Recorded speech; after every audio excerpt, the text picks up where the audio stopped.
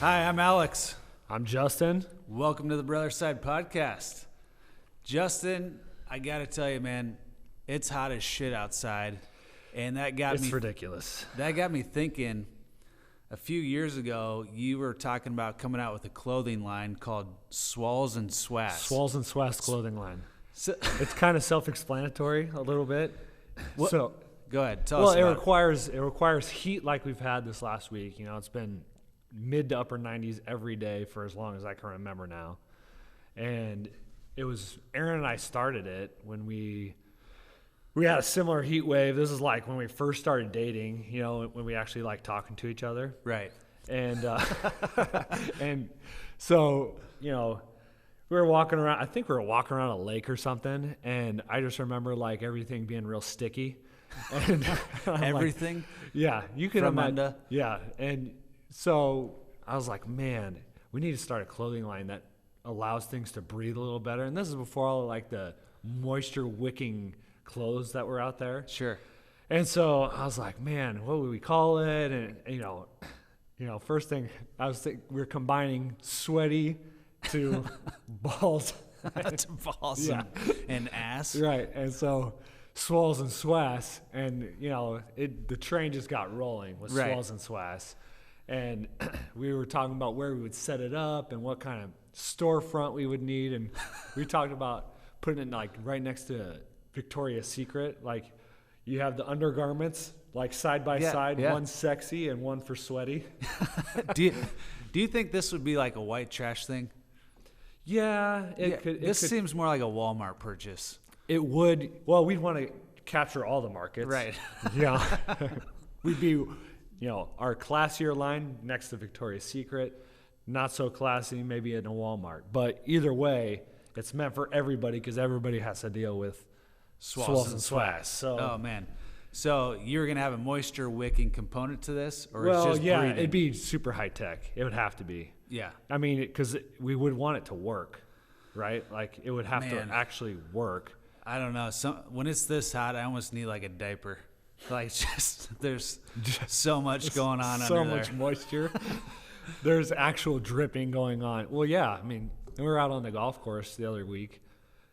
I mean, we were two holes in. Our buddy Cody Yeah. was already like, looked like he was wearing a diaper that wasn't catching everything. 'Cause his ass was just like wet. Yeah, that's not a day for khakis. You cannot wear I was khakis. like, you got to wear black or something. Yeah, you got to come up with a better ensemble for that kind of heat because Yeah. it was just getting ridiculous. Gym shorts. Those Yeah. need to be allowed on the golf course. It should have that day. Yeah. But we were kind of on a nice golf course, players club, and no gym shorts allowed. You have to wear collared shirts there. Yeah. You can't even wear a t-shirt. Annie asked me, she's like, do you have any other shorts other than those dark blue and those black ones? I'm like, I'm just so damn sweaty. I don't want people to see the outline of my sweat around my crack and my cheeks. Yeah, I'm with you. I feel like I wear the exact same shorts every day. Yeah. Because I'm just, all right, what's going to hide all the sweat? My black ones. Yeah, I've actually doubled up boxers in this heat just for extra absorption. Seriously? There's been a couple days. You need to go couple days. whitey tighties on top of like an athletic undergarment like bikers wear. Yeah. So whitey tighties, biker shorts, then boxer briefs or something. Yeah, no, so actually that is interesting you say that. I do briefs and then just regular cotton boxers and then teepee. No, I'm just kidding. No, but I do, you know, if I'm going golfing, there's something about those leather seats that just really heat it up. I feel like every time, you know, you get back in the cart and you sit down, you're that much more hot. Well, it's those vinyl. It's the vinyl Or seats. vinyl, yeah. Yeah. It is meant to heat cheeks, I think. Right. I think. Could it kill a golf course to throw in a couple fans in a golf cart? I mean, Yes. tap off the battery and throw in a couple fans. With misting power. Like Yeah. a misting fan, something like that. Right. That's going to keep you cool. First world problems right there. Oh, man. Yeah, for sure. Well, yeah, well, that kind of gets into, like, something that people wouldn't know about you. We're talking about sweat and geez. sweating. Yeah. And you used to have a little bit of an issue with sweating. Not a little bit of an issue, a large issue with sweating. Yeah. That most people don't have. Yep. Why are all the stories so damn embarrassing about me? Like, I don't have anything that's just like, he did some cool stuff. Yeah, the mole on my ass, my excessive sweating. Yeah, I mean, I think senior year of high school, I had maybe it was an anxiety issue, but I would pit out through a hoodie. Which is disgusting. I would have a T-shirt underneath. You disgust me. I know. And pit out through a hoodie. And then I hit college. And probably freshman or sophomore year, it just kind of went away. I don't know what happened. Hormones or something. You got shots, didn't you? Well, that was later on because it came back.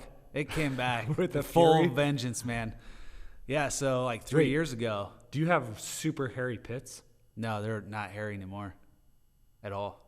Do you shave your pits? No, it's because I got this procedure done at some med spa. God, I feel girly telling you this, but I mean, you already know. Yeah. The listeners this, I should say. No, well, I don't remember everything. Yeah, so you go in and I said, hey, can you fix sweaty pits? I don't know how else to describe it. I have a major issue here. And I was reading online, there's Botox and there's this other procedure where they basically heat up the nerves in your armpits, like basically take a curling iron to them, and it damages the nerves and it prevents you from sweating. So I got that procedure done, and you swell up like a melon under each arm. I was good for like a year, and then all of a sudden it came back again. And I'm like, God dang, man. So I just pitted my ass off, and I go back. I was like, is this normal to get this done twice? And they're like, yeah, I don't know. Only like 7% of people have to do it twice. So I get it done again. And how long ago was that? The second time, probably, I don't know, 2 or 3 years ago. Oh, okay. And I was good for about another 6 months to a year, and I still have issues. So I just kind of gave up. Like, I'm just a sweaty mess all the time. So you've had curling iron to your pit Yeah. a couple times Yeah. to burn nerve endings that Yeah. cause sweat. Yep. And it's still happening. It's still happening. They call the technical term for what I have is hyperhidrosis. So it's excessive sweating, usually your armpits, your palms, or your feet. And I am just sweating all those categories most of the time. Especially when I get anxiety, if I get around like a group of people that, I don't know and I'm just in an uncomfortable setting, I'll just pit out. Who does it? none. Everybody sweats then. Not to this extent, I don't Not think. through hoodies? When I was doing stand-up. Yeah, let's talk about Yeah. that. But we'll get to it. You can finish this sweating. Yeah, I mean, no, I was just going to say when I was doing stand-up, I get so nervous that I thought about leaving because I was sweating so much. Like before it was your turn? Before I got on stage, yeah. You're sweaty, you're like, once I get on stage, everyone's going to see that. Like all the sweat rings. Yeah, just a huge sweaty pits. This guy's just Swamp Thing up on the up on stage. Nervous in front of like 10 people, Sure. But I wanted to be funny. Right. But I didn't leave. I was doing all these like breathing exercises, like like Lamaze class. No, I don't know. I worked through it, and I just said screw it and went up on stage anyways. But yeah. Like you said, there's nobody there. Yeah. And everybody else there is doing exactly what you're doing, right? Right. Because it's open mic night, so everyone's like probably in their own heads, not even hardly listening to what you're doing because they're going through their routine, also trying not to sweat through their clothes. Exactly. So tell us a little bit about what it's like to do stand-up. Because I remember going in your house, and in your like guest bathroom, you had a little phrase on your mirror that said like you wanted to be a stand-up comedian. Like by a certain date, you're like, I'm going to be a stand-up comedian, and you knew that it would take a lot of work to do it. Yeah. I had big ambitions and goals, and my goal really was to. I had those things, but they're gone. Yeah, I let it go. Yeah. No, I wanted to be a paid comedian, and my thought was It doesn't matter if it's $20, $50. I want to get paid to make people laugh. Yeah. And That'd be a sweet. That's it'd like be a sweet thing you know? to do. Yeah. And you see all these Netflix specials, and you're like, man, they're just killing. And Yeah. you're like, it can't be that hard. And then you start writing, and you're like, okay, I think this is funny. Yeah. And I remember the first time I went, I'm like, dude, I'm going to kill this stage.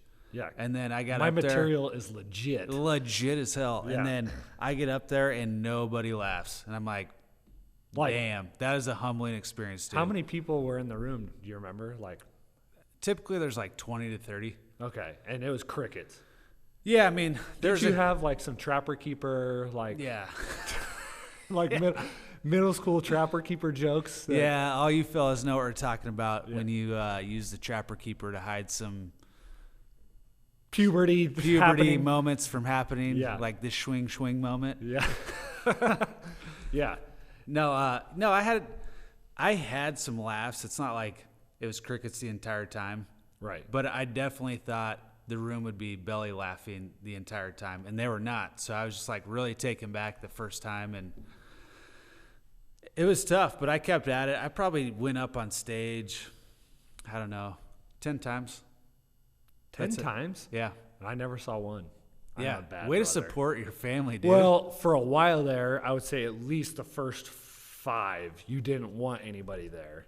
In Yeah. my defense. Yeah. Because you were afraid of the extra pressure of You- somebody you actually knew watching you. yeah, you just yelling at me, Yeah, heckling you. heckling the hell out of me. You suck. I'd do a lot boo. better job if my brother wasn't yelling at me, folks. Yeah, yeah. So yeah, you didn't want us there. So, but I did want to see you because I wanted to support you, but I wanted to see like how terrible bad I you was. bomb. I was bad.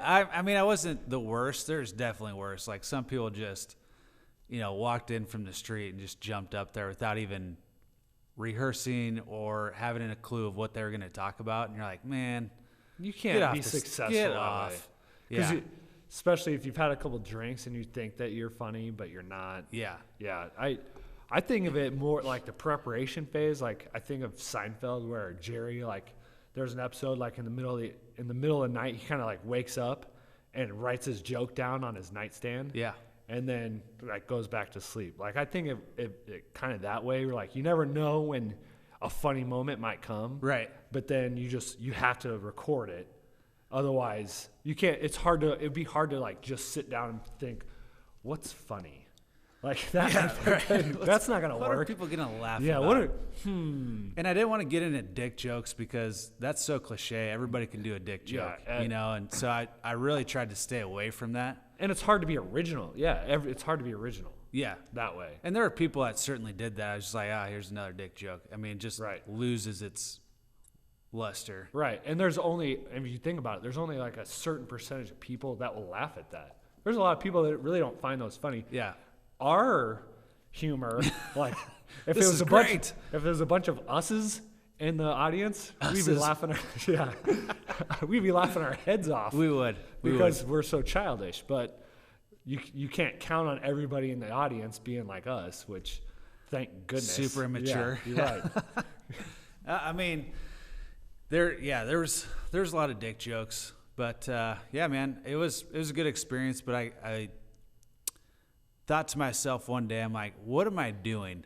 Like, what's my end game here? Right. How long am I willing to do I this don't for? have a job.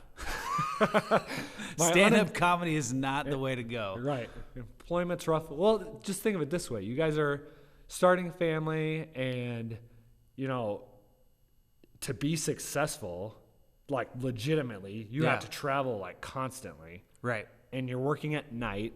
Like that's not conducive to like starting a family. Right. And I talked to a couple guys that had been doing it for a while, 4 or 5 years in Omaha at least.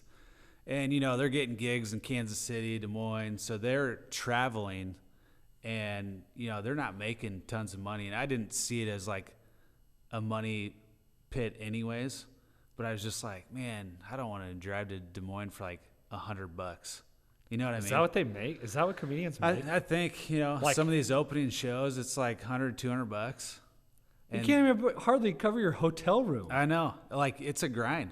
And I appreciate people who are really trying to make it and make a name for themselves. There's some good talent here in Omaha. That word there at open mic night, Yeah, they just kind of like practice their just stuff. Practice, new stuff. It's probably super obvious who's polished, like Oh, who's yeah. been doing it. Oh yeah, their timing is impeccable. And Like the flow. yeah, And there's probably 4 or 5 people that really stood out in my mind. I'm like, they'll make it if they stick with it. But that's the thing. I mean, if you listen to like Joe Rogan and stuff, some of those guys, it took them 10 years to get on any kind of platform that made sense. And those, so it's a serious grind. So that's why I kind of took a moment and stepped back. Like, all right, are you gonna grind this out or not? And I'm like, nope, I'm done. Yeah, because I guess I didn't know when that really stopped for you. Like I knew that you weren't going downtown to do the open mic. Yeah. But I didn't know that you stopped writing material. Like Yeah. I just noticed that you kind of stopped talking about it. And I never really asked you about it. I just figured you gave up on that, like all your other dreams. You know, it's funny you said the last time I went, you know, COVID has kind of screwed up the comedy show. Obviously, they didn't do any live shows, I think, until, you know, this last month even. Yeah. So that killed a lot of people's momentum if they had it going. Sure. Yeah. But I remember the last time I went down, some girl says to me, she pulls me aside and says, "What do you think of your bits?" And I was like, "Oh, Jesus, this is gonna be rough. Good." Yeah, I was like, you know, they're probably not that great. You know, I'm trying to work through some things. She goes, "Yeah, they're not good." Just being brutally honest. Brutally honest. And she goes, "Yeah, you probably needed that. Like, you need someone to be like, hey, you need to work on your stuff." Yeah, but not that early in the game. Right. You know, when I'm just trying to feel it out. Right. And, you know, I didn't think her stuff was overly great either. Did you get defensive? No, and I just took it. You know what? You suck. Yeah, you suck. You think I ass. suck? You haven't even heard yourself. You suck worse. Yeah. Great comebacks. Yeah. No, it is what it is. And I was like, okay, cool. I'll keep that in mind. And then I just never went back. Oh, she ended it for you. Well, between that and my own thought process of where am I going?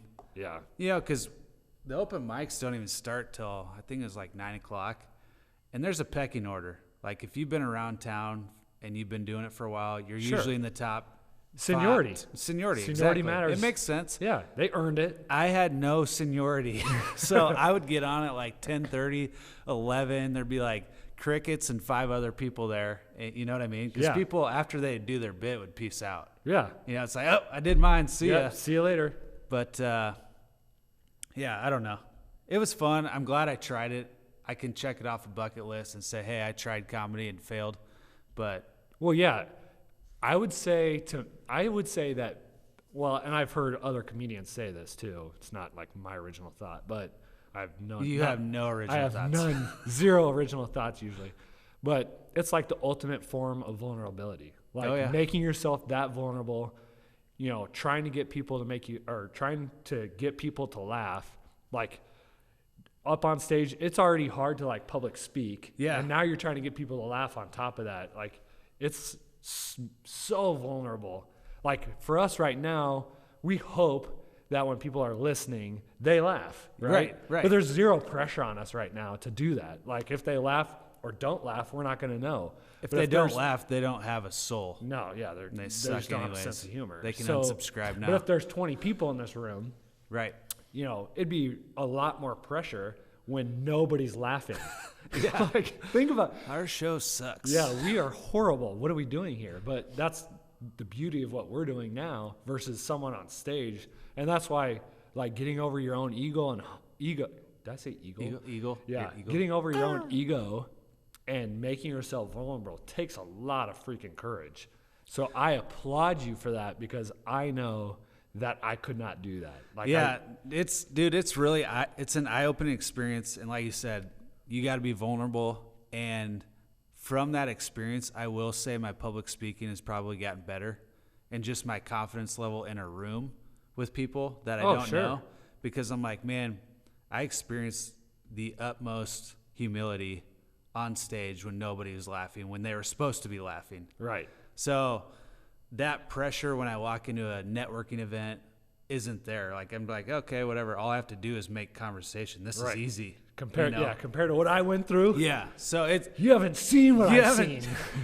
I was in the trenches, man. Walk a mile in my shoes. Yeah. Oh, you couldn't. Yeah. Dude, I think some people would have some serious panic attacks on stage. Oh, yeah. That you have to be pretty extroverted. Obviously, an introvert's probably not going to do No, stand-up. they wouldn't even attempt it. And I don't feel like I'm an introvert, and I don't think I would. Like, the only way I would get on stage in that scenario is if someone forced me to. Like, I don't think I could do it otherwise. Or if, like, do you think you have to get on stage or your whole family dies? do you think old Captain Morgan could get you up there? Yeah, but then where old Cap as I like to call him. Cap. Yeah, he'd get me up there, but then he would also fail me once I was up there. Right. Just stumbling over words and thoughts. I can't understand what he's saying because he's slurring. There's drool coming out of his mouth. You're all a bunch of assholes. Yeah. None of you are laughing. Bunch of a-holes out there. Yeah, he could, yeah. Just kind of like he's the same person that gets me out on the dance floor. Like doing the sea walk. Yeah, I've never danced so good in my life. Let's be honest. Thanks, Captain Morgan. Thanks, Captain Morgan. You know, that you're dancing, it's the sea walk every time. The sea walk is classic. It's like the waltz. It's the Charleston. gangster waltz. Yeah, you can There's nothing gangster about it. Yeah, the sea walk's a gangster dance. No, it is not. It's not? It is not. It just, I think like it was, that? huh? How did that dance start? It became popular in hip-hop circles. Okay. And, you know. Proving a point. No, that does not make it gangster. It just makes it, you know, cool. Cool, And okay. it's still cool. I feel like I keep it relevant. You know, I feel like when we're at a wedding, after I've had a lot of those captains, some vodka sodas, I work my way out on the dance floor. And, you know, I get that sea walk going just in case someone forgot what it looked like. Kind of like the cha-cha slide. That's Here's what just that with the sea was. walk. Yeah, okay. Oh, gosh, I forgot the sea walk. The difference between the sea walk and the cha-cha slide is that when the cha-cha slide goes down, everybody comes to the dance floor. When you do this sea walk, it's just you. It's clearing it's clearing the dance floor. Ladies and gentlemen, give him his space. Let him do the sea walk. Yeah, but you know what? I think people thought it was cool. Like, oh man, he's good. Like, I think people think that I have rhythm when I do it. Yeah. Like, it's not like, man, that looks super uncoordinated. It depends how many captains are going down. I've seen a very uncoordinated sea walk before. Coming out of me? Coming out of you where you're like damn near falling down doing the sea walk. Like I'm so sloppy.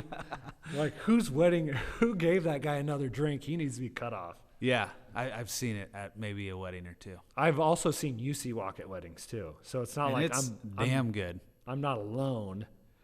We've sea walked together. I did it out of sympathy. So it was a pity sea walk. Hey, you know what I saw the other day?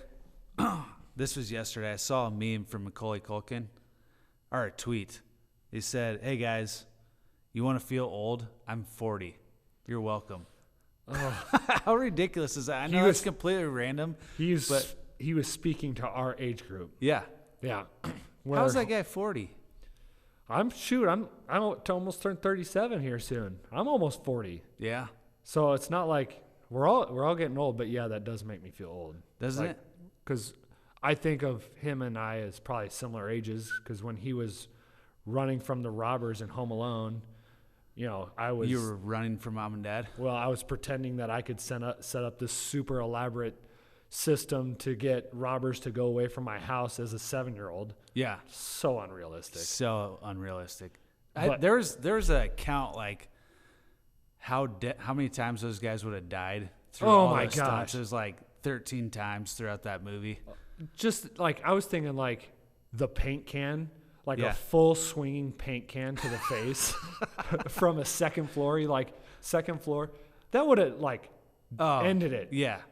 So I mean, You're done. if it was an empty paint can, it would have just hurt a lot. You're eating your meals out of a straw for the rest of your life. No, but he just was it Marv just lays there on the ground. Harry! Yeah. Harry! Harry. I love the second one when he's like, "Suck brick, kid," and then it's like the brick gets tossed off, and it's like, and he's just like, and Joe Pesci the whole movie. I don't know if he really says a whole lot of lines other than "fricka, fricka, fricka, fricka."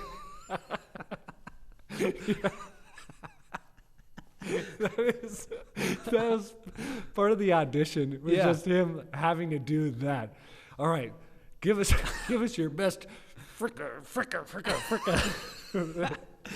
I read something where he really struggled to not cuss in that movie because all of his previous movies he's known for dropping F-bombs and being very vulgar. So like doing a Home Alone, he really struggled to keep it together, and that's probably why he came up with the fricka. Like he wanted that. They actually ended up having to cut the full cuss word out. Right. So he actually was dropping F-bombs. They just cut the back half of them off. Just as great having you as a guest today. It was great having you as a guest. Yep. We didn't have a guest. Why didn't we have a guest? Nobody wanted to be on our show? No, I just thought it'd be good to get back to us. Yeah. And see what that looked like. Rekindle the magic if we still had it. Right. I think we've proven we do. We do have the magic. Jess, you want to close us out on this one? No. Go ahead. All right. Well, thanks for listening to the Brother Side Podcast. Stay tuned for our next episode. We have Rochelle DeFonzo joining us. Rochelle. That's right. Thank you, everybody. Thank you.